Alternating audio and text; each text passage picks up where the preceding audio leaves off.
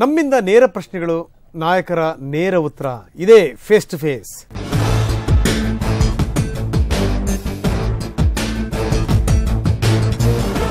ಇವತ್ತಿನ face to ಫೇಸ್ನಲ್ಲಿ ನಮ್ಮ ಜೊತೆಗಿದ್ದಾರೆ ಕನ್ನಡದ ಹುಟ್ಟು ಹೋರಾಟಗಾರ ವಾಟಾಳ್ ನಾಗರಾಜ್. ವಾಟಾಳ್ ನಾಗರಾಜ್ ಅವರೇ, ಕಾರ್ಯಕ್ರಮಕ್ಕೆ ತಮಗೆ ಸ್ವಾಗತ. ನಮಸ್ಕಾರ. ನನ್ನ ಮೊದಲನೇ ಪ್ರಶ್ನೆ, ವಾಟಾಳ್ ನಾಗರಾಜ್ ಅವರಿಗೆ, ಬಂದ್ಗೆ ಎಲ್ಲ ಸಿದ್ಧತೆಗಳಾಗಿದೆ, ಯಾವ್ಯಾವ ರೀತಿ ಸಿದ್ಧತೆಗಳು ಮಾಡ್ಕೊಂಡಿದ್ದೀರಿ? ಬಂದು ಇದೊಂದು ಅಭೂತಪೂರ್ವವಾದಂತ ಬಂದ್. ಇದು ಕರ್ನಾಟಕದ ಇತಿಹಾಸದಲ್ಲಿ ನನಗನ್ನಿಸ್ತದೆ, ನನಗೆ ಆಶ್ಚರ್ಯ, ಇಂಥ ಬಂದ್ ಆಗುತ್ತೋ ಅನ್ನುವ ಸಂತೋಷ ಈಗಾಗಲೇ ನನಗೆ ವ್ಯಕ್ತ ಆಗ್ತಾ ಇದೆ. ಅದ್ಭುತವಾದ ಬಂದ್ ಆಗ್ತಾ ಇದೆ. ತಮ್ಗೆ ಹೇಳೋದಾದ್ರೆ, ಈ ಬಂದು ನಮಗೇನು ಮಾಡಬೇಕು ಅಂತ ಹುಚ್ಚೇನಿರಲಿಲ್ಲ. ತಮಿಳುನಾಡಿನವರು ವಿನಾಕಾರಣ ಬಂದ್ ಮಾಡಿದ್ರು. ಮೇಕೆದಾಟಿಗೂ ಅವ್ರಿಗೂ ಸಂಬಂಧನೇ ಇಲ್ಲ, ವಿನಾಕಾರಣ ಬಂದ್ ಮಾಡಿದ್ರು. ಈಗ ನಾವು ಅವರಿಗೆ ಉತ್ತರ ಕೊಡ್ಲಿಲ್ಲ ಅಂತಂದ್ರೆ ಕರ್ನಾಟಕದವರು ಸರಿ ಇಲ್ವೇನೋ ಅನ್ನೋ ಭಾವನೆ ಬರುತ್ತೆ. ಆದರೆ ತಮಿಳುನಾಡಿನಲ್ಲಿ ಎಲ್ಲರೂ ಒಗ್ಗಟ್ಟಾಗಿದ್ದಾರೆ, ಒಂದೇ ಒಂದು ಧ್ವನಿ. ತಮಿಳುನಾಡಿನಲ್ಲಿ ಒಂದೇ ಧ್ವನಿ, ತಮಿಳು ಧ್ವನಿ. ನಮ್ಮಲ್ಲಿ ಎಲ್ಲಾ ಕನ್ನಡ ಪರ ಸಂಘಟನೆಗಳ ಧ್ವನಿ ಒಂದೇ ಆಗಿದೆ. ಬಂದ್ಗೆ ಇವಾಗ ನೋಡ್ತಾ ಇದೆ, ನಿಮ್ಮಲ್ಲಿ 500 ಅಂತ, ಅದು ಮಧ್ಯಾಹ್ನ 1300 ಕನ್ನಡ ಪರ ಸಂಘಟನೆಗಳು, ಬೇರೆ ಬೇರೆ ಸಂಘಟನೆಗಳು ಬಂದ್ಗೆ ಬೆಂಬಲ ಕೊಟ್ಟಿದ್ದಾರೆ. ಮತ್ತು ಹೋಟೆಲ್ ಮಾಲೀಕರ ಬೆಂಬಲ, ಸರ್ಕಾರಿ ನೌಕರರ ಬೆಂಬಲ, ಲಾರಿ ಮಾಲೀಕರ ಬೆಂಬಲ, ಹೀಗೆ ಬೆಂಬಲ. ಆಮೇಲೆ ಚಲನಚಿತ್ರ ವಾಣಿಜ್ಯ ಮಂಡಳಿಯ ಬೆಂಬಲ, ಒಂದಲ್ಲ ಏನ್ ಬೆಂಬಲದ ಸುರಿಮಳೆ ಆಗ್ತಾ ಇದೆ ನಮಗೆ. ಅಂದ್ರೆ ಈ ನಮ್ಮ ಜನರಿಗೂ ಆ ಭಾವನೆ, ಕನ್ನಡ ಒಕ್ಕೂಟ, ನಾವೆಲ್ಲ ಸೇರಿ ಈ ಒಕ್ಕೂಟದಲ್ಲಿ ಸರಗೋವಿಂದು, ಶಿವರಾಮೇಗೌಡರು, ಪ್ರವೀಣ್ ಕುಮಾರ್ ಶೆಟ್ಟಿ, ಈ ಕಡೆ KR ಕುಮಾರ್, ನಾವೆಲ್ಲ ಅದ್ಭುತವಾಗಿ ಒಂದು ಚಿಂತನೆ ಮಾಡಿ ಬಂದಾಗಲೇಬೇಕು ಅಂತ. ಈ ಒಂದು ಸಂದರ್ಭದಲ್ಲಿ ನಾವು ನೋಡಿದಾಗ, ನಾಳಿನ ಬಂದು ಕರ್ನಾಟಕ ಇತಿಹಾಸದಲ್ಲೇ ಅದ್ಭುತವಾಗಿ ಬಂದಾಗುತ್ತೆ ಅಂತಕ್ಕಂಥದ್ದು ನಮ್ಮ ತೀರ್ಮಾನ ಬಂದಿದೆ. ಎಲ್ಲರ ಬೆಂಬಲ. ಫೈನ್. ವಾಟಾಳ್ ನಾಗರಾಜ್ ಅವರು ಬಂದ್ರು ಅಂದ್ರೆ ಬಂದ್ ಆಗಲೇಬೇಕು, ಖಂಡಿತ. ಸೊ ಹಿಂಗೆ. ಆದ್ರೆ ಬಂದ್ ಮಾಡೋದ್ರಿಂದ ನಾವೇನೇನು ಅಂದ್ಕೊಳ್ತೀವಿ ಆ ಕೆಲಸ ಕಾರ್ಯಗಳೆಲ್ಲವೂ ಕೂಡ ಆಗ್ಲಿಕ್ಕೆ ಸಾಧ್ಯನಾ ವಾಟಾಳ್ ನಾಗರಾಜ್ ಅವರೇ? ಬಂದಿನಿಂದಲೇ ಎಲ್ಲ ಆಗುತ್ತಾ? ಇಲ್ಲ. ನಾವು ಏಟಿಗೆ ಎದರೇಟು ಕರ್ನಾಟಕ ಸರ್ಕಾರ, ಕರ್ನಾಟಕ ರಾಜ್ಯ, ಕನ್ನಡ ಜನ ಅವರು ಎಲ್ಲೋ ಒಂದು ಕಡೆ ಮಲಗಿದ್ದಾರೆ ಅಂತ ತೋರ್ಸಕ್ಕಾಗೋದಿಲ್ಲ.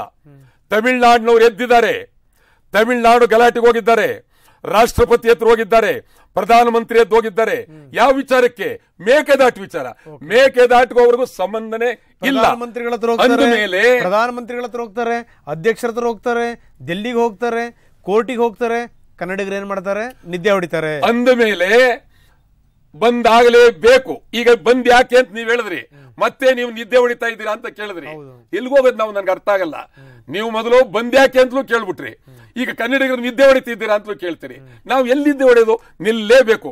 ನಿಮ್ಮ ಮಾತಿಗೆ ಉತ್ತರ ಕೊಡೋದಾದ್ರೆ, ಯಾರೋ ನಿಂತಿರ್ಬೋದು, ಕನ್ನಡ ಪರ ಸಂಘಟನೆಗಳು ಇಡೀ ರಾಜ್ಯದಲ್ಲಿ ಒಂದಾಗಿ ಒಂದೇ ಧ್ವನಿಯಾಗಿ ನಿಂತಿದ್ದಾರೆ.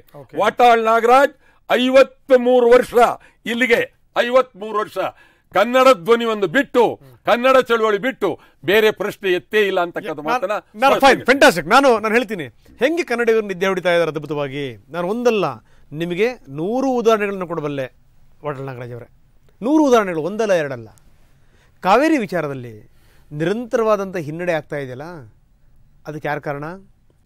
ಏನೋ ನಾಳೆ ಆಗೋ ಮೇಕೆದಾಟಿಗೆನೇ ತಮಿಳುನಾಡು ಇಷ್ಟೊಂದೆಲ್ಲ ಮಾಡ್ತಾರೆ ಅಂತಂದರೆ, ಕನ್ನಡಿಗರು ಅದಕ್ಕೆ ಸರಿಯಾಗಿ ತಡೆ ಒಡ್ಡಕ್ಕಾಗ್ತಿಲ್ಲ ಅಂತಂದರೆ ಎಲ್ಲಿದೆ ಹಾಗಾದರೆ ಕನ್ನಡಿಗರ ಒಗ್ಗಟ್ಟು? ನಾನು ಕೇಳುವಂಥದ್ದು ಕೇವಲ ಇದು ಕಾವೇರಿದು ಮಾತ್ರ ಅಲ್ಲ, ಇದು ರೈಲ್ವೆ ವಿಚಾರದಲ್ಲಿ ಎಷ್ಟು ಹಿನ್ನಡೆ ಆಗಿದೆ ಸ್ವಾಮಿ ನಮಗೆ.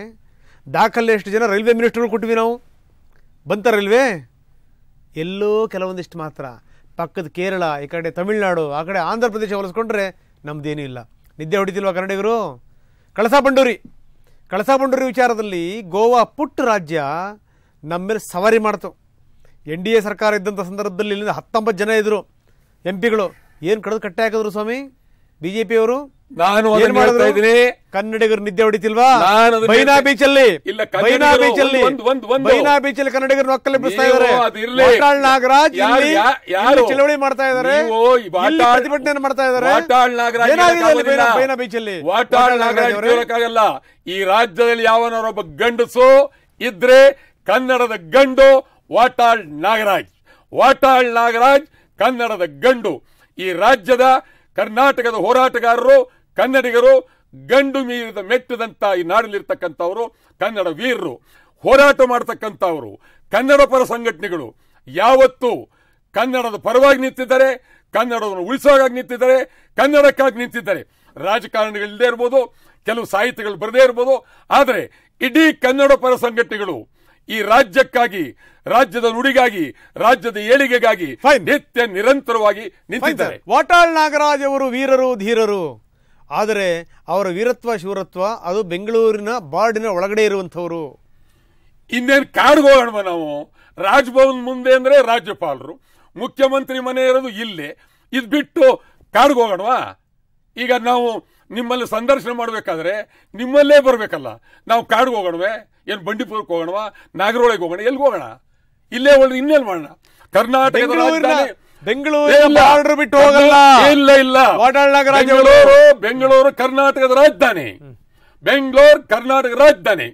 ರಾಜ್ಯಪಾಲರು ಇರ್ತಕ್ಕಂಥದ್ದು ಇಲ್ಲೇ, ಮುಖ್ಯಮಂತ್ರಿ ಇರ್ತಕ್ಕಂಥ ಇಲ್ಲೇ, ಮಂತ್ರಿಗಳಿರ್ತಕ್ಕಂಥ ಇಲ್ಲೇ. ರಾಜಭವನದ ಮುಂದೆ ಚಳವಳಿ ಮಾಡಿದಾಗ ಇಡೀ ರಾಜ್ಯಕ್ಕೆ, ವಾಟಾಳ್ ನಾಗರಾಜ್ ಮಾಡಿದಾಗ ಇಡೀ ರಾಜ್ಯಕ್ಕೆ. ಹಾಗಾದ್ರೆ ವಾಟಾಳ್ ನಾಗರಾಜ್ ವೀರರು, ರಾಜಧಾನಿಯ ಶೂರರು ಅಷ್ಟೇ, ರಾಜಧಾನಿ ಹೊರಗಡೆ ಇಲ್ಲ. ಜೆ.ಎಚ್. ಪಟೇಲ್ ಮುಖ್ಯಮಂತ್ರಿ ಆಗಿದ್ದಾಗ ಕರುಣಾನಿಧಿ ಬಂದ್ರು, ಕೇಳಿ ಹೇಳ್ತೀನಿ. ಕರುಣಾನಿಧಿ ಏನ್ ಹೇಳಿದ್ರು ಅಂತೇನೋ, ಫಸ್ಟ್ ಬಂದ ತಕ್ಷಣ ನನಗೆ ಜೆ.ಎಚ್. ಹೇಳಿದ್ರು, ಏನಯ್ಯ ಕರುಣಾನಿಧಿ ಯಾರನ್ನೂ ಕೇಳಲಿಲ್ಲ, ವಾಟಾಳ ಹೆಂಗಿದ್ದಾರೆ ಅಂತ ಕೇಳಿದ್ರು ಅಂದೆ. ಅಂದ್ರೆ ಇಡೀ ಹೊರಗಡೆ ರಾಜ್ಯಕ್ಕೂ ಗೊತ್ತಿರ್ತಕ್ಕಂಥ ಒಬ್ಬರೇ ವ್ಯಕ್ತಿ ಕರ್ನಾಟಕದಲ್ಲಿ ವಾಟಾಳ್ ನಾಗರಾಜ್. ವಾಟಾಳ್ ನಾಗರಾಜ್ ಹೋರಾಟ ಮಾಡ್ತಾರೆ, ವಾಟಾಳ್ ನಾಗರಾಜ್ ಬಂದ್ ಮಾಡಿಸ್ತಾರೆ. ಆದರೆ ಆಂಧ್ರದಲ್ಲಿ ಗೊತ್ತು ವಾಟಾಳ್ ನಾಗರಾಜ್ ಯಾರು ಅಂತ.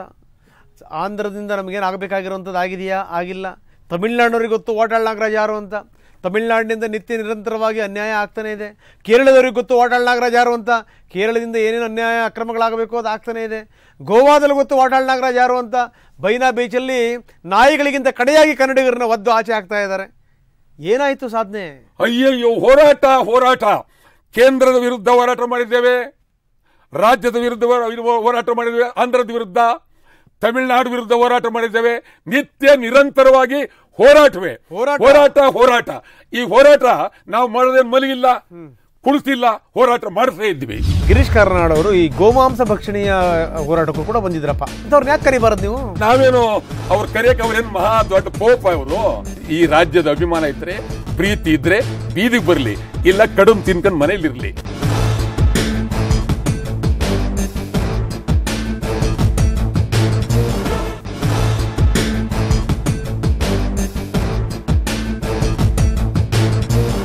ಸುಪ್ರೀಂ ಕೋರ್ಟ್ ಬಂದ್ಗಳನ್ನ ಮಾಡಬಾರದು ಅಂತ ತೀರ್ಪು ಕೊಟ್ಟಿದೆ. ಬಂದ್ ಯಾರು ಮಾಡ್ತಾರಲ್ಲ ಅವ್ರ ಮೇಲೆ ಕೇಸ್ ಹಾಕ್ಬೇಕು ಅಂತ ಹೇಳಿದೆ. ಎಲ್ಲಿ ಹಾಕ್ಲಿ, ತಯಾರಾಗಿದ್ದೀವಿ ನಾವು. ಸರ್ವೋಚ್ಚ ನ್ಯಾಯಾಲಯದವರಿಗೆ ಆರಾಮಾಗಿ ಅಲ್ಲಿ ಒಳ್ಳೆ ಈ ಹವಾ ನಿಯಂತ್ರಣದಲ್ಲಿ ಕೂತಿರ್ತಾರೆ ಮೇಲೆ. ನಮ್ ಕಷ್ಟ ಅವ್ರಿಗೇನು ಗೊತ್ತಾಗುತ್ತೆ? ನಿಜ, ಅವ್ರಿಗೆ ಕಾನೂನಿದೆ, ಹಾಕ್ಬೇಕು ಅಂತೇಳಿ. ನಮ್ಮ ಪ್ರಾಣನೇ ಹೋಗ್ತಾ ಇದೆ ಇಲ್ಲಿ. ಕನ್ನಡಿಗರ ಪ್ರಾಣ ಹೋಗ್ತಾ ಇದ್ದಾರೆ. ಕನ್ನಡಿಗರ ನೀರು ಕುಡಿಯಂಗಿಲ್ಲ. ಅದಕ್ಕೆ ಕೇಳಬೇಕಾದ್ರೆ ಯಾವ ರೀತಿ ಕೇಳಬೇಕು? ತಮಿಳ್ನಾಡಿನವ್ರು ಬಂದ್ ಮಾಡ್ಬೋದಾ? ತಮಿಳ್ನಾಡು ಬಂದ್ ಮಾಡ್ಬೋದು. ಅವರಿಗೆ ಸುಪ್ರೀಂ ಕೋರ್ಟ್, ಸರ್ವೋಚ್ಚ ನ್ಯಾಯಾಲಯ ಅವ್ರಿಗೆ ಅಧಿಕಾರ ಕೊಡಿಸೋದೇನೋ? ನಾವು ಬಂದ್ ಮಾಡೋದೇನೋ?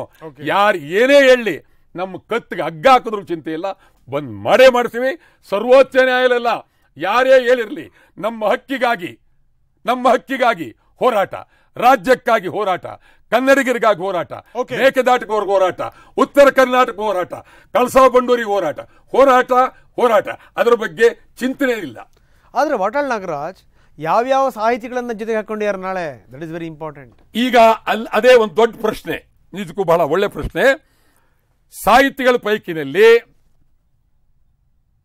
ಚಂದ್ರಶೇಖರ ಪಾಟೀಲ್ ಚಂಪಾ ಬಹಿರಂಗವಾದಂತ ಬೆಂಬಲ. ಒಬ್ಬ ಚಂಪಾ ಸಾಕು. ಹಾಗಾದ್ರೆ ಒಬ್ಬ ಚಂಪಾ ಸಾಕು ಬೇಕು ಅನ್ನೋಕ್ಕಿಂತ ಹೆಚ್ಚಾಗಿ ಕೊಟ್ಟಿದ್ದಾರಲ್ಲ ಅನ್ನುವ ಸಂತೋಷ ಇರಲಿ. ಸಾಕು ಬೇಕು. ಆಮೇಲೆ ಅವ್ರು ಕೊಟ್ರಲ್ಲ ಇಡೀ ಸಾಹಿತಿಗಳ ಪೈಕಿ ಒಬ್ಬರು ಹಿಡ್ಕೊಂಡು ಬಂದಿನ ಚಂಪು ಕಾವ್ಯ ರಚಿಸ್ತೀರ ನೀವು? ಇಲ್ಲ, ಸಾಹಿತಿಗಳ ಪೈಕಿನಲ್ಲಿ ಯಾರು ಕೊಟ್ರು ಅಂತ ಹೇಳಿದ್ರೆ ಕೊಟ್ಟಿರೋರ ಹೆಸರು ಹೇಳಲೇಬೇಕಲ್ಲ. ಒಬ್ಬರನ್ನ ಹೆಸರು ಇಲ್ಲ ಹೇಳ್ದೀನಿ, ನೀವು ಕೇಳಕ್ಕೆ ತಯಾರಾಗಿಲ್ವಲ್ಲ. ಈಗ ನೀವು ಚಂದ್ರಶೇಖರ ಪಾಟೀಲ್ ಆಯ್ತು, ಮತ್ತು ಕನ್ನಡ ಸಾಹಿತ್ಯ ಪರಿಷತ್ ಅಧ್ಯಕ್ಷರು ಹಾಲಂಬಿ, ಪಾಟೀಲ್ ಪುಟ್ಟಪ್ಪ, ಈ 3 ಜನ ಬೆಂಬಲ ಕೊಟ್ಟಿದ್ದಾರೆ. ಸಾಕು ಅಂತ ನಾವ್ ಹೇಳೋದಿಲ್ಲ. ನನಗೆ ನಾನೇನ್ ಮಾಡ್ಲಿ, ನನ್ನ ಜೇಬುಲಿ ಸಾಹಿತಿಗಳು ಇಟ್ಕೊಂಡಿದ್ದೀನಿ, ಈ ಜೇಬುಲಿ ನೀವು ಬೆಂಬಲ ಕೊಡಿ, ನೀವು ಬೆಂಬಲ ಕೊಡಿ ಅಂತ ಇಟ್ಕೊಂಡಿರ್ತೇನೆ ನಾನು. ಅವರೆಲ್ಲ ಕೂತಿರ್ತಾರೆ, ಬೆಂಬಲ ಕೊಡ್ಬೇಕಾದ ಅವರು ದೇಶದಲ್ಲಿರೋದೆಲ್ಲ ಮಾತಾಡ್ತಾರೆ, ಕೆಲ್ಸಕ್ಕೆ ಬಾರ ಚಳುವಳಿಗಳಿಗೆಲ್ಲ ಹೋಗ್ತಾರೆ, ಊರೆಲ್ಲ ಕೂಗಾಡ್ತಾರೆ, ಏನೇನೋ ಮಾಡ್ತಾರೆ, ಇಲ್ಲಿದ್ದೆಲ್ಲ ಉದ್ವೆಲ್ಲ ಮಾತಾಡ್ತಾರೆ. ಅವ್ರಿಗೆ ಚಳುವಳಿಗೆ ಬಂದ್ಗೆ ಬರಬೇಡಿ ಅಂತ ಯಾರು ಹೇಳಿದ್ದಾರೆ? ಈಗ ಮೊನ್ನೆ ಗಿರೀಶ್ ಕಾರ್ನಾಡ್ ಅವರು ಈ ಗೋಮಾಂಸ ಭಕ್ಷಣೀಯ ಹೋರಾಟಕ್ಕೂ ಕೂಡ ಬಂದಿದ್ರಪ್ಪ ಚಳುವಳಿಗೆ. ಇಂಥವ್ರನ್ನ ಯಾಕೆ ಕರಿಬಾರದು ನೀವು? ಏನ್ ನಾವೇನು ಅವ್ರ ಕರೆಯಕ್ಕೆ ಅವ್ರೇನ್ ಮಹಾ ದೊಡ್ಡ ಪೋಪ ಅವರು? ಅವ್ರಿಗೋಗಿ ನಾವು ಕಾಲ್ ಕಟ್ಟಣವೇನೋ, ನೀವು ಬನ್ನಿ, ನೀವು ಚಳುವಳಿಗೆ ವೀಳ್ಯ ಕೊಡೋಣ ಅವ್ರಿಗೆ, ಸಾಹಿತಿಗಳಿಗೆ ಹೋಗಿ. ಬೇಕಾದ್ರೆ ಈ ರಾಜ್ಯದ ಅಭಿಮಾನ ಇದ್ರೆ, ಪ್ರೀತಿ ಇದ್ರೆ ಬೀದಿಗೆ ಬರ್ಲಿ, ಇಲ್ಲ ಕಡುಬು ತಿನ್ಕೊಂಡು ಮನೇಲಿ ಇರ್ಲಿ. ನಾವೇನು ಅದಕ್ಕೇನು ಮಾಡ್ತಾರೆ? ಪ್ರೀತಿ ಇಲ್ಲ, ಕಡುಬು ತಿನ್ಕೊಂಡು ಮನೆಗಿದಾರ ಅವರು, ಅವ್ರಿಷ್ಟ. ಈಗ ಬರ್ದಿದ್ದವ್ರು ಹಂಗೆ ಹೇಳ್ಬೇಕಾಗುತ್ತೆ. ಕಡುಬು ತಿಂದು ಒಳ್ಳೆ ಆರಾಮಾಗೆ ಒಂದೆರಡು ಕಾವ್ಯ ಬರೆದು, 2 ಲೇಖನ ಬರೆದು, ಅದ್ಭುತವಾಗಿ ನಿಮ್ಮ ಕೈಲಿ ಪ್ರಶಂಸೆ ತಕೊಂಡು, ಸರ್ಕಾರದ ಪ್ರಶಸ್ತಿಗಳು ತಕೊಂಡು ಆರಾಮಾಗಿರ್ಲಿ. ನಮ್ದೇನು ಅವ್ರ ಬಗ್ಗೆ ತಕರಾರು ಏನಿಲ್ಲ. ಚಳವಳಿಗೆ ಬಂದ್ರೆ ಸ್ವಾಗತ, ಹೋರಾಟ ಮಾಡ್ತೀವಿ, ಅವ್ರನ್ನು ಜೈಲಿಗೆ ಕಳಿಸ್ಕೊಡ್ತೀವಿ. ಬರ್ಲಿಲ್ಲ ಆರಾಮ ಮನೇಲಿ, ನಮ್ಗೇನಾಗಬೇಕು? ಜ್ಞಾನಪೀಠ ಪ್ರಶಸ್ತಿ ಪುರಸ್ಕೃತರಿಗೆ ನೀವು ಹಿಂಗೆಲ್ಲ ಅವಮಾನ ಮಾಡಬಾರದು ಸರ್. ನಾನು ಅವ್ರ ಬಗ್ಗೆ ಇರ್ತಕ್ಕಂತ ಗೌರವ ಬೇರೆ ಇಲ್ವೇ ಇಲ್ಲ. ಅವ್ರು ಏನೋ ಮಾಡಿದ್ರೆ ನಾನು ಯಾಕೆ ತಲೆ ಕೆಡಿಸ್ಕೊಂಡು? ಅಂದ್ರೆ ನೀವು ಹೇಳಿರಿ, ಬಹಳಷ್ಟು ಸಂದರ್ಭಗಳಲ್ಲಿ ಹೇಳಿರಿ ತಾವು, ಕನ್ನಡದ ಸಾಹಿತಿಗಳೆಲ್ಲರೂ ಕೂಡ ಉಂಡು ಮಲಗ್ಬಿಟ್ಟಿದ್ದಾರೆ, ಎದ್ದಿಲ್ಲ ಅವ್ರಂಗಾರ. ಎದ್ದು ಮಲಗಿದ್ದಾರೆ. ಅವರಿಗೆ ಯಾವುದೋ ಕುಂಭಕರ್ಣನ ಶಾಪ ಇದೆ. ಆ ಕುಂಭಕರ್ಣ 6 ತಿಂಗಳ ಕಾಲ ಮಲಗೋದು, 6 ತಿಂಗಳಿರೋದು. ಅಂದ್ರೆ ನೀವು ನಿದ್ರೆ ಪ್ರಶ್ನೆ ಬಂದಾಗ ನಮ್ಮ ಸಾಹಿತಿಗಳು ಅಷ್ಟೇ. ಆಮೇಲೆ ವರ್ಷಕ್ಕೊಂದ್ಸಾರಿ ಸಮ್ಮೇಳನ, ಕನ್ನಡ ಸಾಹಿತ್ಯ ಸಮ್ಮೇಳನ ಮಾಡಿ ಪಾಪ 3 ದಿನ ಏನು ವೈಭವವಾಗಿ ಮೆರವಣಿಗೆ ಮಾಡ್ತಾರೆ. ಆ ಸಾಹಿತ್ಯ ಸಮ್ಮೇಳನದ ಅಧ್ಯಕ್ಷರು 3ನೇ ದಿನ ಬಸ್ ಸ್ಟ್ಯಾಂಡ್ ನಿಂತ್ಕೊಂಡಿದ್ರು, ಕೇಳೋರಿಲ್ಲ. ಯಾರು, ಏನು, ಎಲ್ಲಿ ನಿಂತಿದ್ರಿ? ಬಸ್ ಹತ್ತೋದಕ್ಕೂ ಇನ್ನೊಬ್ಬರು ಬಿಟ್ಕೊಡೋದಿಲ್ಲ. 3 ದಿನ ನಡೆಸೋ ಸಮ್ಮೇಳನ. ಏನು ಅಗೌರವ ಒಬ್ಬ ಸಾಹಿತ್ಯ ಸಮ್ಮೇಳನ ಅಧ್ಯಕ್ಷರಿಗೆ? ಎಲ್ಲದಕ್ಕೂ ಪ್ರತಿಭಟನೆ ಹೋರಾಟಗಳು ಮಾಡ್ತಿರಲ್ಲ, ಚಳುವಳಿನ ಮಾಡಿ. ಹಾಗಾದ್ರೆ ಇದಕ್ಕೂ ಹೇಳಿದ್ದೀವಿ, ಒಂದು ಸಾಹಿತ್ಯ ಪರಿಷತ್ತಿನ ಅಧ್ಯಕ್ಷರಾದ ಮೇಲೆ ಅವರಿಗೆ ಕನಿಷ್ಠ ಮಂತ್ರಿಯ ಸ್ಥಾನಮಾನ ಕೊಡಿ. ಇನ್ನೇನು ನಿಮ್ಗೆ ಆಡಳಿತ ನಡೆಸಕ್ಕಾಗದೇ ಇದ್ರೂ ಚಿಂತೆ ಇಲ್ಲ. ಅವರಿಗೆ ಒಂದು ಕಾರು ಕೊಡಿ, ಕನಿಷ್ಠ ಒಂದು ಕಾರು. ಈ ರಾಜ್ಯದಲ್ಲೇ ಸುತ್ತಿ ಕನ್ನಡ ಪರವಾದಂತ ಒಂದು ಕೆಲಸ ಮಾಡ್ಲಿಕ್ಕೆ ಕನಿಷ್ಠ ಒಂದು ಕಾರು ಕೊಡಿ ಅಂತ ಹೇಳಿದ್ದೀನಿ. ಕೊಳ್ಳಿ. ನಾನೇ ನನ್ನಂತವನೇನು ಅಧಿಕಾರಕ್ಕೆ ಬಂದಿದ್ರೆ ಖಂಡಿತ ಒಬ್ಬ ಸಮ್ಮೇಳನ ಅಧ್ಯಕ್ಷರಾದ್ರು ಅಂತ ಇಟ್ಕೊಂಡ್ರೆ ಅವ್ರಿಗೆ ಎಲ್ಲಾ ರೀತಿಯ ಒಬ್ಬ ಮಂತ್ರಿಯ ಸ್ಥಾನಮಾನವನ್ನು ಕೊಟ್ಟು, ಅವ್ರ ಕಾರ್ ಕೊಟ್ಟು, ಗೌರವ ಕೊಟ್ಟು, ಸನ್ಮಾನ ಮಾಡಿ ಗೌರವಿಸ್ತಿದ್ದೆ. ನೀವೇನೇ ಹೋರಾಟ ಮಾಡಿ, ನೀವೇನೇ ಪ್ರತಿಭಟನೆ ಮಾಡಿ, ಚಳವಳಿ ಮಾಡಿ, ಸತ್ಯಾಗ್ರಹ ಮಾಡಿ, ಕಾನೂನು ಹೋರಾಟ ನೆಟ್ಟಗಿರಲಿಲ್ಲ ಅಂದ್ರೆ ನಮಗೆ ಜಯ ಸಿಗಲ್ಲ.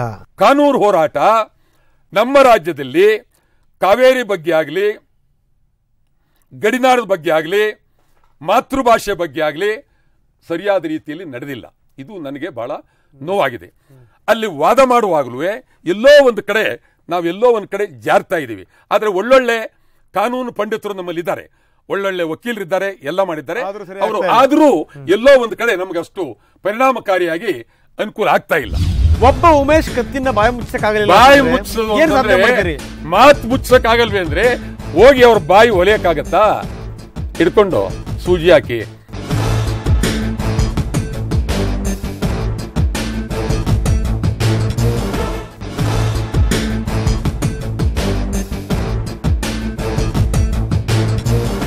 ನೀವು 2014 ಜುಲೈ 31ರಂದು ನೀವು ಸತ್ಯಾಗ್ರಹ ಮಾಡಿದ್ರಿ, ನೀವು ಬಂದ್ ಮಾಡಿದ್ರಿ. ನೀವು ಕಾರಣ ಏನು ಅಂದರೆ ಅತ್ಯಾಚಾರ ಪ್ರಕರಣಗಳು ಹೆಚ್ಚಾಗ್ತಾ ಇದೆ, MES ಪುಂಡಾಟಿಕೆ ಜಾಸ್ತಿ ಆಗ್ತಾ ಇದೆ. ವಾಟಾಳ್ ನಾಗರಾಜ್ ಅವರು ಯಾವುದೇ ಮಾಡಿದ್ರು ಕೂಡ ಒಂದೇ ಒಂದು ಕಾರಣಕ್ಕೆ ಮಾಡಲ್ಲ, ಅವರು ಒಂದು 3-4 ಸೇರಿಸ್ಕೊಂಡೇ ಮಾಡೋದವರು. ಒಂದು ಅತ್ಯಾಚಾರ ಪ್ರಕರಣ, ಇನ್ನೊಂದು MES ಪುಂಡಾಟಿಕೆ. ಹೋಲಿ ನೀವು ಬಂದ್ ಮಾಡಿದ್ರಲ್ಲ, ಅವಾಗ ಬಂದ್ ಮಾಡೋದಾದ್ಮೇಲೆ ನಿಂತು ಬಿಡ್ತಾ ಅತ್ಯಾಚಾರ ಪ್ರಕರಣಗಳು ಬರಲಿಲ್ಲ ಸ್ವಾಮಿ? ಅಂದ್ರೆ MES ಪುಂಡಾಟಿಕೆ ಅದಲ್ಲ. MES ಪುಂಡಾಟ ನಿಲ್ಲುತ್ತೋ ಬಿಡುತ್ತೋ, ಅತ್ಯಾಚಾರ ನಿಲ್ಲುತ್ತೋ ಬಿಡುತ್ತೋ, ಇದು ಅನ್ಯಾಯ ಅಂತ ಹೇಳಿ ನಾವು ಪ್ರತಿಭಟನೆ ಮಾಡಬೇಕಾಗಿದೆ, ಬಂದ್ ಮಾಡಬೇಕಾಗಿದೆ. ಅತ್ಯಾಚಾರದ ವಿರುದ್ಧ ಇಡೀ ದೇಶದಲ್ಲಿ ಕರ್ನಾಟಕ ರಾಜ್ಯ ಒಂದೇ, ಬೆಂಗಳೂರು ನಗರ ಬಂದ್ ಮಾಡಿದವರು ಕನ್ನಡ ಒಕ್ಕೂಟ. ಅತ್ಯಾಚಾರ ಬಂದ್ ಮಾಡ್ರಪ್ಪ ಅಂತಂದ್ರೆ ನೀವು ಊರ್ ಬಂದ್ ಮಾಡ್ಕೊಂಡ್ಬಿಟ್ರೆ ಊರು ಬಂದ್ ಮಾಡೋದ್ರಿಂದ, ಊರನ್ನ ಬಂದ್ ಮಾಡೋದ್ರಿಂದ, ರಾಜಧಾನಿಯನ್ನು ಬಂದ್ ಮಾಡೋದ್ರಿಂದ, ಬಂದನ್ನ ಹೆಸರಿನಲ್ಲಿ ಈ ಅತ್ಯಾಚಾರಿಗಳಿಗೆ ನೇರವಾಗಿ ಬುದ್ಧಿ ಬರುತ್ತೆ, ಎಚ್ಚರ ಬರುತ್ತೆ, ಭಯ ಬರುತ್ತೆ, ಭೀತಿ ಬರುತ್ತೆ. ಅದಕ್ಕಾಗಿ ಬಂದ್ ಮಾಡಲೇಬೇಕಾಗಿದೆ. ಕನ್ನಡಿಗರನ್ನೇ ಸರಿ ಮಾಡಕ್ಕಾಗ್ತಾ ಇಲ್ಲ. ನೀವು ಉತ್ತರ ಕನ್ನಡದ ಜನಪ್ರತಿನಿಧಿಗಳು ಉಮೇಶ್ ಕತ್ತಿ ಅಂತವರು ನಮಗೆ ಪ್ರತ್ಯೇಕ ರಾಜ್ಯ ಬೇಕು ಅಂತಾರೆ. ಎಷ್ಟು ಸರಿ ನೀವು ಕತ್ತಿ ಅಂದ್ರಿ, ಕತ್ತೆ ಅಂದ್ರಿ, ಕೋಣ ಅಂದ್ರಿ, ಏನಂದ್ರೂ ಅವ್ರ ಕಿವಿ ಬಿದ್ದಿಲ್ಲ. ಅದು ಮತ್ತವ್ರು ಹೇಳುವಂಥದ್ದೇನು ಅಂದರೆ ನಮಗೆ ಉತ್ತರ ಕರ್ನಾಟಕ ಪ್ರತ್ಯೇಕ ರಾಜ್ಯ ಆಗಬೇಕು. ಉಮೇಶ್ ಕತ್ತಿ ಯಾವುದೇ ಕಾರಣಕ್ಕೂ ರಾಜ್ಯ ಎರಡು ಮಾಡ್ತೀವಿ ಅಂತ ಹೇಳಿದ್ರೆ ಈ ಜನ್ಮದಲ್ಲಿ ಸಾಧ್ಯ ಇಲ್ಲ. ಮತ್ತೊಂದು ಜನ್ಮ ಉಮೇಶ್ ಕತ್ತಿ ಬರ್ತಾನಿಲ್ವೋ ನಮಗೆ ಗೊತ್ತಿಲ್ಲ. ಸೂರ್ಯಚಂದ್ರರು ಬದಲಾವಣೆ ಆದರೂ ಈ ಒಂದು ಎರಡು ಭಾಗ ಆಗ್ತಕ್ಕಂಥ ಪ್ರಶ್ನೆ ಇಲ್ವೇ ಇಲ್ಲ. ಆದ್ರಿಂದ ನನಗನ್ನಿಸ್ತದೆ ಯಾವುದೇ ಕಾರಣಕ್ಕೂ ಈ ರಾಜ್ಯ ಎರಡು ಭಾಗ ಆಗೋದಿಲ್ಲ. ಯಾವುದೇ ಕಾರಣಕ್ಕೂ ನಾವೆಲ್ಲ ಒಂದಾಗಿದ್ದೇವೆ. ಕರ್ನಾಟಕ ಅನ್ನೋದು ಅದು ಅಷ್ಟು ಸುಲಭವಾಗಿಲ್ಲ. ಕರ್ನಾಟಕ ಏಕೀಕರಣಕ್ಕೆ ನಡೆದಂತ ಸತ್ಯ, ಪ್ರಾಮಾಣಿಕತೆ, ತ್ಯಾಗ, ಹೋರಾಟ ಬಹಳವಾದಂತು. ಮಂತ್ರಕಣ, ಶಕ್ತಿ ಕಣ.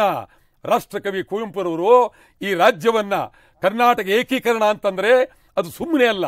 ಮಂತ್ರಕಣ, ಶಕ್ತಿ ಕಣ ಅಂದ್ರೆ ಕರ್ನಾಟಕ ಏಕೀಕರಣ ಅಂದ್ರೆ ಅಷ್ಟು ಭವ್ಯವಾದ ಮಂತ್ರಕಣ ಹೋರಾಟದ ಅಂತ ಹೋರಾಟದಿಂದ ಬಂದಂತ ಈ ಕರ್ನಾಟಕವನ್ನ ಉಮೇಶ್ ಕತ್ತಿ ಆಗಲಿ ಯಾರಾಗಲಿ ಎರಡು ಭಾಗ ಮಾಡೋದಕ್ಕೆ ಸಾಧ್ಯ ಇಲ್ಲ. ಒಬ್ಬ ಉಮೇಶ್ ಕತ್ತಿನ ಬಾಯಿ ಮುಚ್ಚಕ್ಕಾಗಲಿಲ್ಲ. ಬಾಯಿ ಮುಚ್ಚೋದು ಅಂದ್ರೆ ಇದು ಪ್ರಜಾತಂತ್ರ ವ್ಯವಸ್ಥೆ. ಏನ್ ಬೇಕಾ ಅವರ ಅಭಿಪ್ರಾಯವನ್ನು ಹೇಳುವುದಕ್ಕೆ ಅವ್ರಿಗೆ ಅಧಿಕಾರ ಇದೆ. ಆದ್ರೆ ನಾಲ್ಗೆ ಭದ್ರವಾಗಿದೆ ಅಂತ ಹುಚ್ಚುಚ್ಚಾಗಿ ಮಾತಾಡಕ್ಕಾಗೋದಿಲ್ಲ. ಹಂಗಾದ್ರೆ ಉಮೇಶ್ ಕತ್ತಿ ಮಾತಿಗೆ ನೀವು ಈ ರೀತಿಯ ಪುಷ್ಟಿ ಕೊಡೋದಾದ್ರೆ ಸಂಭಾಜಿ ಪಾಟೀಲ್ ಮಾತನ್ನು ಒಪ್ಪಬೇಕು ನೀವು. ಇಲ್ಲ ನಾಲ್ಕು ಜನ ಶಾಸಕರಿದ್ದಾರೆ, ಸರ್ಕಾರದ ಹೆಣ ಮಾತಿಗೆ ವಾಟಾಳ್ ನಾಗರಾಜ್ ಈ ಜನ್ಮದಲ್ಲಿ ಬೆಂಬಲ ಕೊಡೋದಿಲ್ಲ, ಪುಷ್ಟೀಕರಣ ಕೊಡೋದಿಲ್ಲ. ಅಂದ್ರೆ ಮಾತು ಮುಚ್ಚಕ್ಕಾಗಲ್ವೇ ಅಂದ್ರೆ ಹೋಗಿ ಅವ್ರ ಬಾಯಿ ಹೊಲಿಯಕ್ಕಾಗತ್ತಾ ಹಿಡ್ಕೊಂಡು ಸೂಜಿ ಹಾಕಿ? ಅದ್ರಿಂದ ಅವನು ಎಲ್ಲೋ ಕೂತ್ಕೊಂಡು ಮಾತಾಡ್ತಾನೆ. ನೀವು ಅದನ್ನ ನೀವ್ಯಾಕೆ ಮಾಧ್ಯಮದವರು ಅದನ್ನ ತೂರ್ದು ಎಸೆದ್ ಬಿಟ್ಟು ದಿನ ಉಮೇಶ್ ಕತ್ತಿ ಹೇಳ್ದ ದಿನ ಎರಡು ಭಾಗ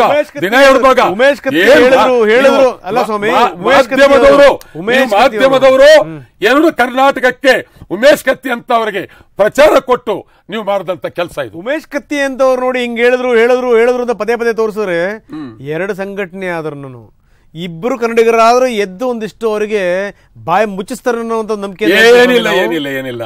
ಅವರು ಈಗ ರಸ್ತೆಯಲ್ಲಿ ಉಚ್ಚಾಸ್ಪತ್ರೆ ಇದೆ, ನಮ್ಮಲ್ಲಿ ನಿಮಾನ್ಸ್ ಇದೆ, ಅಲ್ಲಿ ಬಾಯಿ ಬಂದ ಮಾತಾಡ್ತಾರೆ. ನೀವು ಅವ್ರ ಬಾಯಿ ಮುಚ್ಚಿ ಅಂತ ಹೇಳಕ್ಕಾಗತ್ತಾ? ಹೋಗಿ ಅದರಿಂದ ಉಮೇಶ್ ಕತ್ತಿಯವರು ಅಲ್ಲಿಗೆ ಸೇರಿಸ್ಬೇಕಷ್ಟೇ. ಎಲ್ಲಿಗೆ? ನಿಮಾನ್ಸ್ಗೆ. ಅದು ಬಿಟ್ರೆ ಬೇರೆ ದಾರಿನೇ ಇಲ್ಲ. ವಾಟಾಳ್ ನಾಗರಾಜ್ ಅವರು ಈ ವಿಧವಾದಂತ ಪ್ರತಿಭಟನೆಗಳನ್ನ ಮಾಡ್ತಿರಲ್ಲ, ಎಲ್ಲಿ ಆ ಕಾನ್ಸೆಪ್ಟ್ ಹೆಂಗೆ ಹುಡುಕ್ತೀರಿ ನೀವು ಕಾನ್ಸೆಪ್ಟ್ ಅನ್ನು ನೀವು? ಅದು ನನ್ನ ಚಿಂತನೆ ಎಲ್ಲಕ್ಕಿಂತ ಹೆಚ್ಚಾಗಿ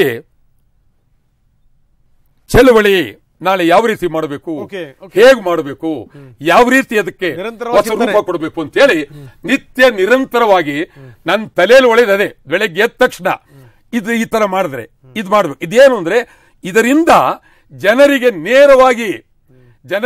ನೇರವಾಗಿ ನಾವು ಮಾಡುವ ಚಳುವಳಿಯ ಸ್ವರೂಪ ಜನರಿಗೆ ನೇರವಾಗಿ ಹೋಗೋದಕ್ಕೆ ವಿನೂತನವಾದಂತ ವಿಶೇಷವಾದ ಚಳುವಳಿ ಇಡೀ ಪ್ರಪಂಚದಲ್ಲೇ ಇದು ನಾನು ಮಾಡ್ತಕ್ಕಂಥ ಅನೇಕ ಚಳುವಳಿ. ಆ ಪ್ರಾಣಿಗಳೆಲ್ಲ ನಿಮಗೆ ಶಾಪ ಆಗ್ತವೆ? ಏನಿಲ್ಲ, ನಾಯಿಗಳು ನಿಮಗೆ ಗೊತ್ತೇ ಇಲ್ಲ. ನಿಮಗೆ ಪ್ರಾಣಿಗಳು ಶಾಪ ಆಗಂಗಿಲ್ಲ, ನಿಮಗೆ ಗೊತ್ತಿಲ್ಲ. ಒಂದು ವಿಚಾರ ಹೇಳ್ತೀನಿ. ಮೊನ್ನೆ 2 ಕತ್ತೆಗಳು ಬಂದಿದ್ದು, 2 ಕತ್ತೆಗಳು. ಅವು ಮಾತಾಡಕ್ ಬರಲ್ಲ. ಆದ್ರೂ ಅಸೆಂಬ್ಲಿನಲ್ಲಿ ಖಾಲಿ ಜಾಗ ಇದೆ, ಎಲ್ಲ ಯಾರು ಕೂತ್ಕೊಳ್ಳದ. MLAಗಳು ಯಾರು ಬರ್ತಾ ಇಲ್ಲ, MLAಗಳೆಲ್ಲ ಒಳಗಡೆ ಬರೋದೇ ಇಲ್ಲ. MLAಗಳು ಕನಿಷ್ಠ ತಾವು ನಮ್ಮನ್ನಾದ್ರೂ ನಿಮ್ಮ ಮೂಲಕ ಹೇಳಿ ಅಲ್ಲಿ ಕುಣಿಸಿ ನಮ್ಗೆ ಅನುಕೂಲ ಆಗುತ್ತೆ ಎನ್ನುವ ರೀತಿಯಲ್ಲಿ ಒಂದು ವಿನೂತನವಾದಂಥ ಚಳುವಳಿ ನಡೀತು. ನಿಮ್ಗೆ ಗೊತ್ತಿರಬೇಕು, ನಿಮ್ಮಲ್ಲೂ ಬಂತು. ನಾನಂದ್ರೆ ಅರ್ಥ ನಾನು ಪ್ರಾಣಿಗಳನ್ನಲ್ಲಿ ಅಲ್ಲಿ ಕುಣಿಸ್ಬೇಕು ಅಂತಲ್ಲ, ಅಥವಾ ಇನ್ನೊಂದು ಅದರ ಹಿನ್ನೆಲೆ ಏನು, ಓಕೆ, ಅದರ ಹಿನ್ನೆಲೆ ಏನು. ಶಾಸನ ಸಭೆಗೆ ಆಯ್ಕೆಯಾದಂಥ ಜನ ಸಭೆ ಅಂದ್ರೆ ಏನು ಅಂತ ಗೊತ್ತಿಲ್ಲದೆ ಸಭೆಗೆ ಒಳಗಡೆ ಕೂತ್ಕೊಳ್ಳದೆ ಮತ್ತು ಸ್ಪೀಕರ್ ಆದವರು ಬನ್ನಿ ಬನ್ನಿ ಅಂತ ಕರೆಯೋದಾದರೆ ಪ್ರಜಾಪ್ರಭುತ್ವಕ್ಕೆ ಅಪಾಯ. ಅದು ಒಳ್ಳೆಯ ಸೂಚನೆ ಅಲ್ಲ. ನನ್ನ ಜೀವನದಲ್ಲಿ ಒಂದು ದಿನ ಗೈರಾಜರಾಗಿಲ್ಲ ಶಾಸನಸಭೆ. ನನಗೆ ಬಹಳ ಆಶ್ಚರ್ಯ ಆಗುತ್ತೆ. ನಾನು ಯೋಚನೆ ಮಾಡ್ತಿರ್ತೀನಿ, ಯಾಕಂದ್ರೆ ಒಬ್ಬ ಪತ್ರಕರ್ತನಾಗಿ ಇವತ್ತೇನಾದ್ರೂ ಬೆಳವಣಿಗೆ ಆಗಿದೆ ಅಂತಂದ್ರೆ ವಾಟಾಳ್ ನಾಗರಾಜ್ ನಾಳೆ ಯಾವ ಪ್ರತಿಭಟನೆ ಮಾಡ್ಬೋದಪ್ಪ ಅಂತ ಹೇಳಿ ಅಂತ. ಖಂಡಿತ ನನಗನ್ಸುತ್ತೆ. ಈಗ ನಾನೊಂದು ಕಾನ್ಸೆಪ್ಟ್ ಕೊಡ್ತೀನಿ ನಿಮಗೆ. ಮೇಕೆ ದಾಟು, ಒಂದಷ್ಟು ಮೇಕೆಗಳನ್ನೆಲ್ಲ ಕರ್ಕೊಂಡೋಗಿ ದಾಟಿಸ್ಬಿಡೋದಪ್ಪ ನಮ್ಮ ಬಾರ್ಡರ್ನ. ಅಲ್ಲ, ಈ ಮೇಕೆ ದಾಟ್ ಅಂತ ಹೆಸರು ಬಂದದ್ದೇ ಅದು. ನಿಮ್ಗೆ ಹೇಳ್ತೀನಿ, ಇತಿಹಾಸ ಇದೆ. ಒಂದು ಮೇಕೆ ಈ ಕಡೆಯಿಂದ ಆ ಕಡೆಗೆ ಹಂಬು, ಒಂದು ದೊಡ್ಡ ಈ ಇದು ಎಲೆ ಬೆಳೆದಂತ ದೊಡ್ಡ ಹಂಬು ಅಂತಾರೆ ನಮ್ ಕಡೆ, ಅಂದ್ರೆ ಹಗ್ಗದ ತರ ಇತ್ತು. ಒಂದು ಮೇಕೆ ಅದನ್ನ ಮೇಯ್ದು ಈ ಕೊನೆಯಿಂದ ಆ ಕೊನೆಗೆ ಹೊರಟೋಯ್ತು. ಅದಕ್ಕೆ ಮೇಕೆ ದಾಟ್, ಅದರ ಇತಿಹಾಸವೇ ಇದೆ. ಓಕೆ, ಆಗ್ಲಿ. ನಿಮ್ಮ ಪ್ರತಿಭಟನೆ ಮುಖಾಂತರ ಈ ಯೋಜನೆ ಒಂದಿಷ್ಟು ದಾಟುತ್ತಾ ಸಾಧ್ಯ. ಆತರ ಚಿಂತನೆಗಳು ಆಗತ್ತೆ. ಆದ್ರೆ ಆ ಚಿಂತನೆ ಸಂಪೂರ್ಣವಾಗಿ ಫಲಪ್ರದವಾಗಬೇಕು. ಆ ದೃಷ್ಟಿ ಆದಾಗ ನಾವು ಅದನ್ನು ನೋಡ್ತೀವಿ. ಇವತ್ತಿನ ಪರಿಸ್ಥಿತಿನಲ್ಲಿ ಅಲ್ಲಿ ಎಷ್ಟು, ನಾನು ಮೊನ್ನೆ ಹೋಗಿದ್ನಲ್ಲ, ಬಹಳ ಅಪಾಯಕಾರಿಯಾದಂತ ಸ್ಥಳ ಅದು. ಓಕೆ, ಎಲ್ಲದಕ್ಕೂ ಪ್ರತಿಭಟನೆ ಪ್ರತಿಭಟನೆ ಪ್ರತಿಭಟನೆ. ವಾಟಾಳ್ ನಾಗರಾಜ್ ಅವರದು ಪ್ರತಿಭಟನೆ ಮಾಡೋದ್ರ ಮುಖಾಂತರ ಏನಾದರೂ ಗಿನ್ನಿಸ್ ದಾಖಲೆ ಬರಬೇಕು ಅಂತಿದ್ದಾರೆ ವಾಟಾಳ್ ನಾಗರಾಜ್. ಪ್ರತಿಭಟನೆ ಪ್ರಜಾತಂತ್ರ ವ್ಯವಸ್ಥೆಯಲ್ಲಿ ಪ್ರತಿಭಟನೆ ಅತ್ಯಂತ ಪ್ರಾಮುಖ್ಯವಾದಂತಹದ್ದು. ನಿಂತರೂ ಪ್ರತಿಭಟನೆ, ಕುಂತರೂ ಪ್ರತಿಭಟನೆ. ಉಚ್ಚ ಆಗ್ಬೋದು. ಉಚ್ಚ ಬೇಕೇ ಇಲ್ಲ. ಎಲ್ಲಾ ಪತ್ರಕರ್ತರು ನಮಗೆ ಉಚ್ಚೆ ಉಯ್ಯಂಗೆ ಇಲ್ಲ, ಇನ್ಮೇಲೆ ಸಂಪೂರ್ಣ ಬಂದಾಗೋಗಿದೆ, ಆದ್ರಿಂದ ನೀವು ಪ್ರತಿಭಟನೆ ಮಾಡಬೇಡಿ ಅಂತಂದ್ರೆ ನಾವು ಎಲ್ಲರೂ ಉಂಟು ಸ್ವಾಮಿ. ನೀವು ಈ ಕಬ್ಬನ್ ಪಾರ ಪಕ್ಕದಲ್ಲೇ ಇದೆ. ಬೆಳಿಗ್ಗೆ ನೀವು ಹೋಗಿ ಎಲ್ಲ ಬೇಕಾದ ಜನ ಬರ್ತಾರೆ. ಎಲ್ಲೂ ಬೇಕಾಗಿಲ್ಲ ಮಾಡೋರೆಲ್ಲ ಪ್ರತಿಭಟನೆ ಮಾಡಬೇಕು ಅಂತಂದ್ರೆ ಏನ್ ಅರ್ಥ? ಛೇ ಉಚ್ಚೆ ಉಯ್ಯುವುದು ಎಲ್ಲಿ, ಯಾವ ಸ್ಥಳದಲ್ಲಿ? ಬೇಕಲ್ಲ. ಈ ಉಚ್ಚೆ ಅಂದ್ರೆ ಇದೇನಪ್ಪ ಪದ ಈ ತರ ಉಪಯೋಗಿಸ್ತಾರೆ ಅಂತ ಕೆಲವರು ಅನ್ಬೋದು. ಗ್ರಾಮ್ಯವಾಗಿ ಉಚ್ಚೆನೆ ಅನ್ನುವ ಪದವೇ ಅದ್ಭುತವಾದಂತ ಪದ. ಆ ಉಚ್ಚೆ ಉಯ್ಯೋದಕ್ಕೆ ಸ್ಥಳವೇ ಇಲ್ಲದೆ ಇರತಕ್ಕಂತ ಇದರಲ್ಲಿ ಹೋರಾಟ ಅನಿವಾರ್ಯ. ಹೋರಾಟ ಮಾಡಬೇಕಾಗುತ್ತೆ. ನೀವು ಶೌಚಾಲಯಗಳನ್ನು ಕಟ್ಟಿಸಿ ಅಂತ ಹೇಳಲೇಬೇಕಾಗುತ್ತೆ. Thank you very much. ಇಲ್ಲಿ ತನಕ ಸಾಕಷ್ಟು ಮಾತಾಡಿದ್ರಿ, ಬಹಳ ಉತ್ಸಾಹದಿಂದ ಮಾತಾಡಿದ್ರಿ. ವಾಟಾಳ್ ನಾಗರಾಜ್ ಹೆಂಗೆ ಅಂತಂದ್ರೆ ಕ್ಯಾಮ್ರಾ ಎದುರುಗಡೆನೂ ಒಂದೇ ಘೋಷಣೆನೇನೆ, ಹೊರಗಡೆ ಬಂದು ಚಳವಳಿ ಪ್ರತಿಭಟನೆ ಮಾಡ್ಬೇಕಾದ್ರೂ ಅದೇ ಘೋಷಣೆನೇನೆ. ಸೊ ನಿಜಕ್ಕೂ ನೀವು, ನನಗೆ ಎಷ್ಟೇ ವಿಶ್ವಾಸ ಬರೋದ್ ಮೇಲೆ ಖುಷಿ, ಅತ್ಯಂತ ಖುಷಿ. ಮಾತು, ಕತೆ, ಸ್ನೇಹ, ಪ್ರೀತಿ, ಅಭಿಮಾನ, ಎಲ್ಲರ ಬಗ್ಗೆನೂ ಪ್ರಜಾತಂತ್ರ ವ್ಯವಸ್ಥೆ ಮಾತಾಡ್ತಕ್ಕಂಥದ್ದು, ಗೌರವ ಎಲ್ಲ ನೋಡಿದ್ದೀನಿ. ಬಹಳ ಬೇಕು ನಮಗೆ. ಅದೇ ನನಗೆ ಆ ಒಂದು ಶಕ್ತಿ ಬಹಳ ಅತ್ಯಂತ. ಕರೆದ ತಕ್ಷಣ ಹೋಗೋಣ, ಭೇಟಿ ಮಾಡೋಣ. ಇವತ್ತು ಇದಕ್ಕಿಂತ ಹೆಚ್ಚಾಗಿ ಭೇಟಿ ಮಾಡಿ ಬಹಳ ದಿವಸ ಆಗಿತ್ತಲ್ಲ, ಭೇಟಿ ಮಾಡೋಣ, ಸಂತೋಷ. Thank you very much. ಬಹಳ ಖುಷಿ ಆಯ್ತು. ಇದು ವಾಟಾಳ್ ನಾಗರಾಜ್ ಅವರ ಜೊತೆಗಿನ ಫೇಸ್ ಟು ಫೇಸ್. ಮುಂದಿನ ವಾರ ಮತ್ತೊಬ್ಬ ಅತಿಥಿ ಜೊತೆಗೆ ನಿಮ್ಮ ಎದುರುಗಡೆ ಹಾಜರಾಗ್ತೀನಿ. ಅಲ್ಲಿ ತನಕ ನಮಸ್ಕಾರ. Thank you very much.